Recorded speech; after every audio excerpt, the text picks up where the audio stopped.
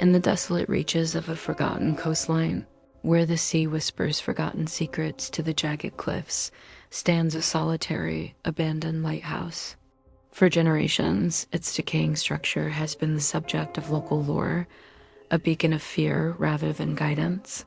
It was here, in this remote village steeped in superstition, that two inseparable friends, Maya and Jacob, found their curiosity piqued by the chilling tales that clung to the old tower like the persistent sea mist. The villagers spoke in hushed tones of strange lights, disembodied cries carried on the wind, and a palpable sense of sorrow that enshrouded the landmark. Driven by a mixture of youthful bravado and an insatiable thirst for adventure, they decided to uncover the truth behind the legends. They would explore the Forgotten Lighthouse and confront whatever phantoms dwelled within its crumbling walls. As they approached the towering edifice one fateful evening, the setting sun casting long, skeletal shadows across the landscape, the air grew heavy and cold.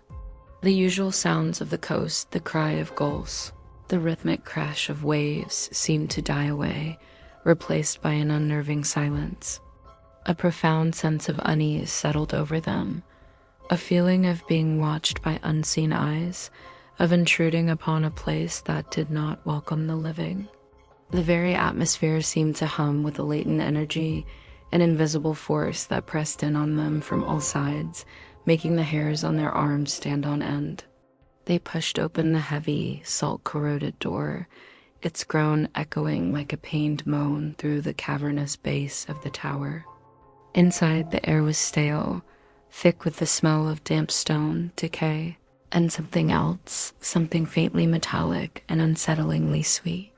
Dust motes danced like frantic spirits in the thin beams of their flashlights, revealing a spiral staircase that snaked its way up into the oppressive darkness above.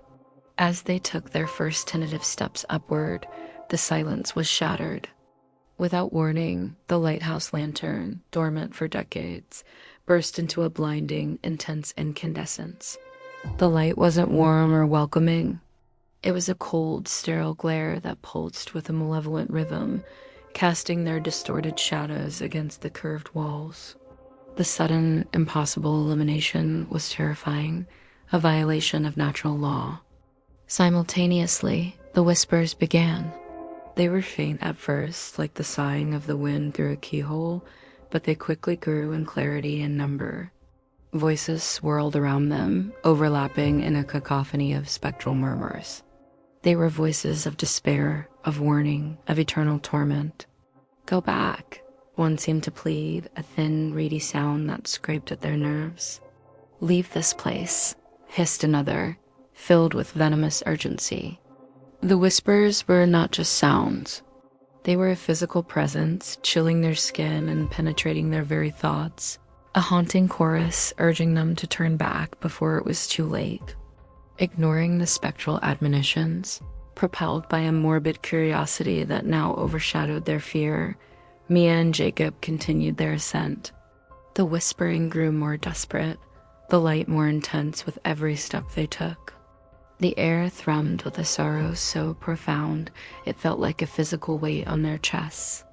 Midway up the winding staircase, they found it a message, not written in ink, but etched into the very stone of the wall, glowing faintly with the same cold light that filled the tower. The cryptic inscription was a chilling prophecy, a key to the lighthouse's curse.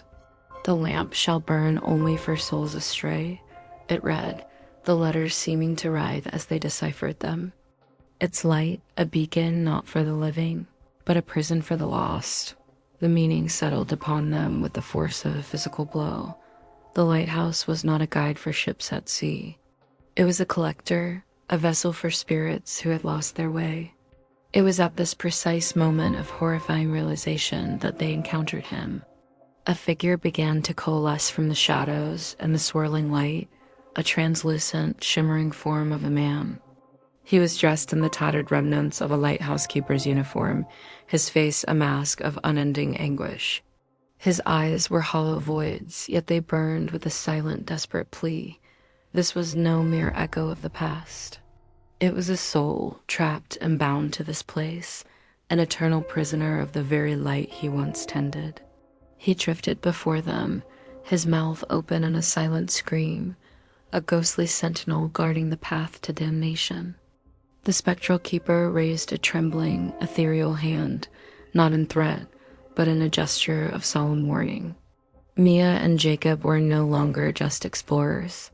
They were now participants in a timeless tragedy, standing face to face with the curse of the Forgotten Lighthouse.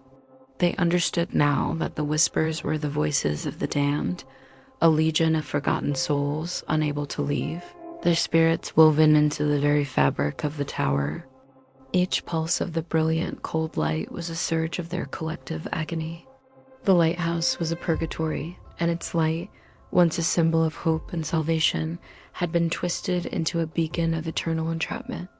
As they stood mesmerized by the ghostly apparition, the light from the lantern above began to intensify once more, growing to an unbearable, soul-searing brightness. The structure of the lighthouse itself seemed to groan and vibrate, the stone humming with an ancient and terrible power. The whispers escalated into a deafening roar of lamentation, the air growing thick and suffocating. The ghostly keeper's form began to dissolve, pulled apart like smoke in a gale, reabsorbed into the blinding radiance.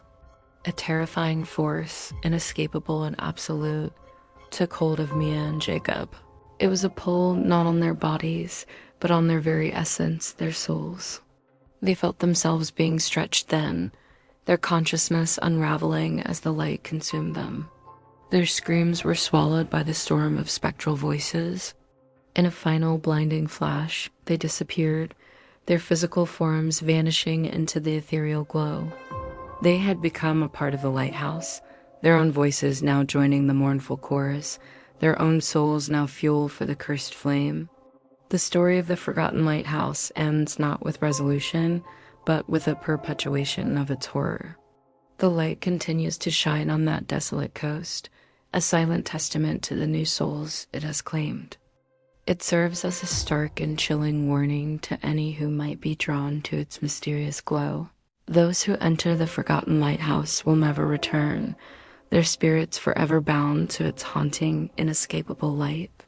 This tale is a chilling reflection on the haunting power of the past and the finality of unsolved mysteries.